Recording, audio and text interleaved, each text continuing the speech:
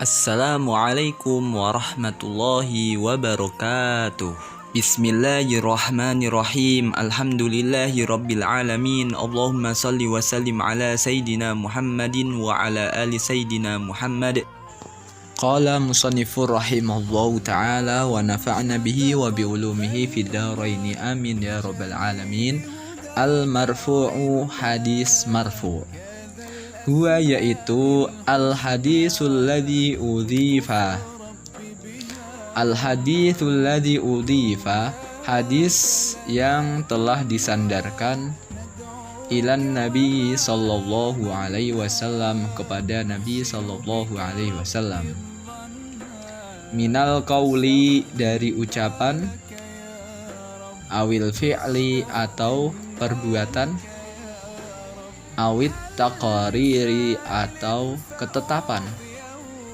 Minal qauli, dari ucapan, awil fi'li atau perbuatan, awit taqriri atau ketetapan. Sawaun, baik halnya, akanas sanadu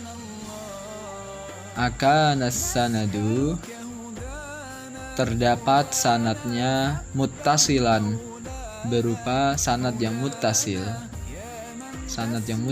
sambung, amla atau tidak, baik sanadnya sambung atau tidak, itu namanya hadis marfu.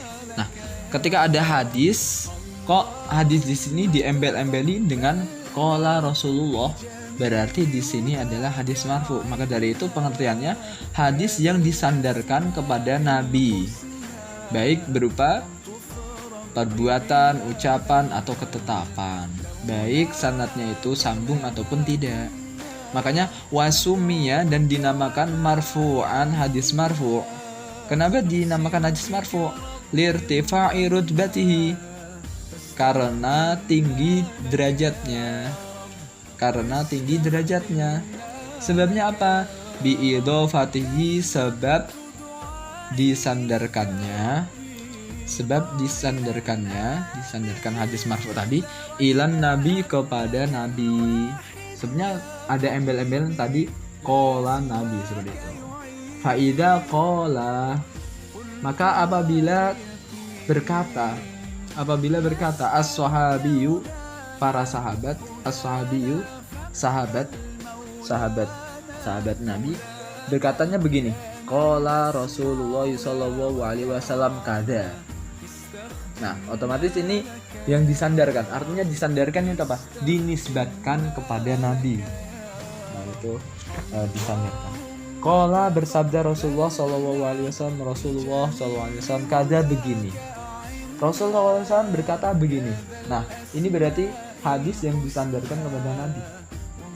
Perkataan yang disandarkan, dinisbatkan kepada Nabi.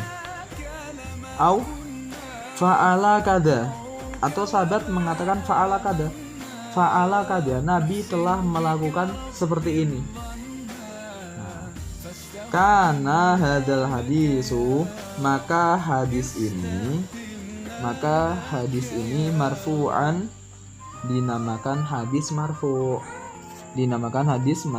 Wa kada, begitu juga lau qala tabi'iyyu, apabila seorang tabi'in telah berkata, orang tabi'in berkata, awit tabi'ut tabi'i, atau tabi'it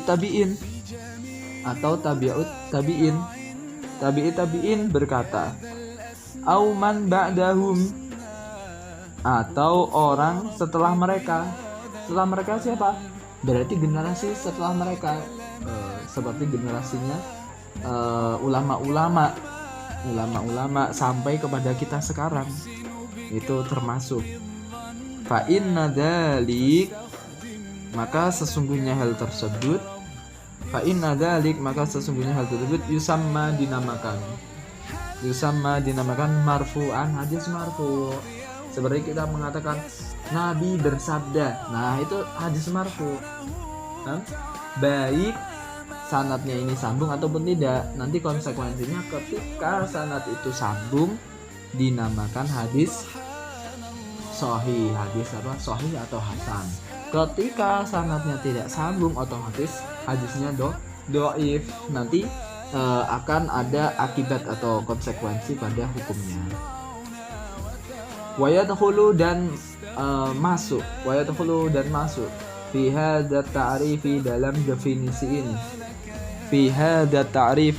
definisi ini al-muttasilu hadis mutasil, hadis yang sambung sanadnya, wal musnadu dan hadis musnad, hadis yang disebutkan sanadnya, wa kullu ma dan setiap hadis la yushtaratu yang tidak disyaratkan fi di dalamnya al ittisal sambung sanadnya. Contohnya apa? Hadis yang tidak disyaratkan sambung sanadnya, seperti contoh kal mursali, seperti hadis mursal, wal mu'dali dan hadis mu'dal. Nanti di pembahasan di belakang akan dibahas semuanya tentang istilah-istilah itu. Wayahruju dan terkecuali al mauqufu, hadis mauquf itu hadis yang disandarkan kepada sahabat. Hadis di sini otomatis masih umum. Artinya hadis kita kan sudah paham dari awal bahwasanya hadis itu mananya umum, bisa sesuatu yang disandarkan kepada nabi atau sahabat atau tabi'in kan? Berarti hadis itu masih umum, bukan yang sabda nabi, bisa perkataan orang lain. Al mauquf hadis mauquf, wal maqtu dan hadis maqtu. Kemudian macam-macam daripada hadis marfu, anwa'ur raf'i, adapun macam-macam hadis marfu. Macam-macam hadis marfu ada berapa? Ar-raf'u, hadis marfu kismani, ada 2 bagian. Hadis marfu itu ada 2 bagian. Yang pertama, al-awwalu, yang pertama raf'un tasrihiyun, marfu secara jelas. Dan jelas artinya jelas itu bagaimana? Wa huwa yaitu alladzi fihi hadis yang di dalamnya terdapat qala Rasulullah sallallahu alaihi wasallam. Nah, ketika ada hadis perkataan dengan penisbatan qala Rasulullah sallallahu alaihi wasallam, ini berarti hadis marfu. Nah, ini berarti apa? Hadis marfu. Au an Rasulillah sallallahu alaihi wasallam, atau ada perkataan an Rasulillah sallallahu alaihi wasallam, dari Rasulullah sallallahu alaihi wasallam. Nah, wa huwa yaitu hal yang demikian itu alladzi taqaddama anifan, yang sudah lewat. Anifan baru tadi lewat. Nah, dijelaskan tadi kan pengertian hadis marfu adalah hadis yang disandarkan kepada Nabi dengan penyebutan qala Rasulullah atau fa'ala Rasulullah atau an Rasulillah. Ini ketika hadis seperti itu berarti hadis marfu secara sharih, secara jelas-jelasan. Yang kedua, raf'un hukmi, marfu secara hukumnya.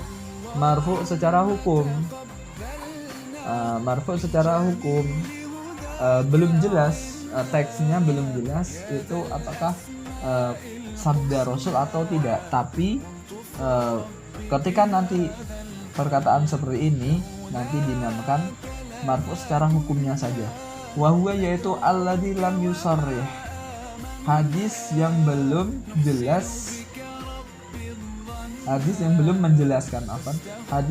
menjelaskan fihi di dalamnya ar-rawi, seorang rawi, yang mana seorang rawi ini belum menjelaskan hadis tersebut biqaulihi, dengan ucapannya qala Rasulullah sallallahu alaihi wasallam.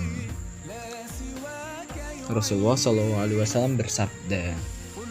Nah, ketika seorang rawi tidak menyebutkan qala Rasulullah atau yang semacamnya, maka di sini tidak jelas, marfu'nya belum jelas. Wahwa adapun hal ini anwa'un kasiratun, banyak macamnya. Anwa'un kasiratun, banyak macamnya. Minha salah satunya qaulus sahabi, ucapan sahabat. Minas sunnati kada wa kada, termasuk dari sunnah begini dan begini. Nah, ada kata-kata minas sunnah. Nah, falahu maka hal tersebut hukumul marfu, hukumur raf'i, marfu secara hukum. Maka hal tersebut hukumur raf'i, dihukumi marfu atau marfu secara hukumnya. Wa yusamma marfu'an, dan dinamakan hadis marfu'. Wa yusamma, dan dinamakan hadis marfu'an, marfu' hukuman secara hukumnya. Secara hukumnya itu dikatakan hadis marfu'. Sebabnya apa?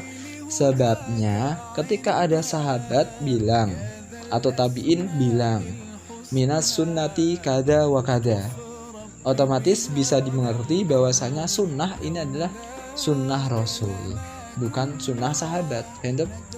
Ketika sahabat bilang minas sunnati kada wa kada, termasuk dari kesunahan seperti ini, begini dan begini. Nah, itu berarti orang yang diajak bicara faham yang dimaksud sunnah ini adalah sunnah Rasul Shallallahu Alaihi Wasallam. Maka dari itu, dengan pemahaman yang seperti itu dinamakan marfu secara hukum. Kenapa kok marfu? Sebabnya di situ ada maksud atau pemahaman yang mana itu bersumber sunnah dari Rasul. Kemudian hukumnya bagaimana? Hukmuhu, adapun hukum hadis marfu. Hukum hadis marfu bagaimana? Innahu, bahwasanya hadis marfu qad yakunu sahihan, terkadang sahih, wa qad yakunu hasanan, dan terkadang hasan, wa qad yakunu dhaifan, dan terkadang dhaif. Jadi kesimpulannya adalah ketika hadis marfu, yaitu hadis yang disandarkan kepada Nabi Muhammad. Artinya yang mana hadis di sini dinisbatkan perkataannya ini kepada Rasulullah SAW, yaitu dengan rawinya mengatakan qala Rasulullah bersabda, fa'ala Rasulullah, Rasul telah melakukan, Rasul telah menetapkan, seperti itu. Nah, ketika demikian itu dinamakan hadis marfu. Sebenarnya apa? Perkataan di sini apa? Naik derajatnya, kan? Ketika perkataan orang biasa itu kan menjadi hal biasa. Nah, namun ketika perkataannya itu dari Rasul, maka perkataan ini menjadi sumber daripada syariat. Makanya apa? Marfu, ditinggikan derajatnya. Nah, marfu ada dua, secara sharih, secara jelas, dan secara hukum. Ketika secara jelas tadi yang sudah saya contohkan, yaitu sahabat bilang qala Rasulullah, atau tabiin, atau bahkan ulama-ulama sampai ke kita bilang qala Rasulullah, Rasul bersabda, itu berarti jelas. Namun apabila tidak disebutkan yang penjelasan seperti itu, namun dengan apa? Dengan perkataan yang difahami bahwasanya itu dari Rasul, yaitu minas sunnah kada. Nah, ini berarti marfu secara hukumnya. Nah, ketika hadis itu marfu, baik secara jelas ataupun hukumnya, di situ mempunyai hukum. Terkadang hadis itu sahih atau hasan atau dhaif, tergantung sanadnya. Tadi kan tidak disyaratkan untuk syaratnya itu harus sambung kan, bisa sambung bahkan bisa tidak. Maka dari itu hadis di sini fleksibel, tergantung sanadnya dan tergantung rawinya. Ketika rawinya itu baik, kuat, dan teliti memenuhi persyaratan qabul, berarti hadis tersebut sahih. Namun apabila kok rawinya itu telitinya agak kurang, berarti hasan. Apabila kurang dari persyaratan sifat qabul yang ada 5 itu, maka berarti hadis tersebut dhaif. Ketika dhaif tidak bisa dijadikan hujjah. Ketika mutasil, ketika hadis itu sahih atau hasan, berarti marfu yang hasan atau sahih, berarti bisa dibuat hujjah. Demikian, wallahu alam bissawab. Jazakumullah khairan. Apabila ada yang ditanyakan, bisa langsung ditanyakan di kolom komentar. Assalamualaikum warahmatullahi wabarakatuh.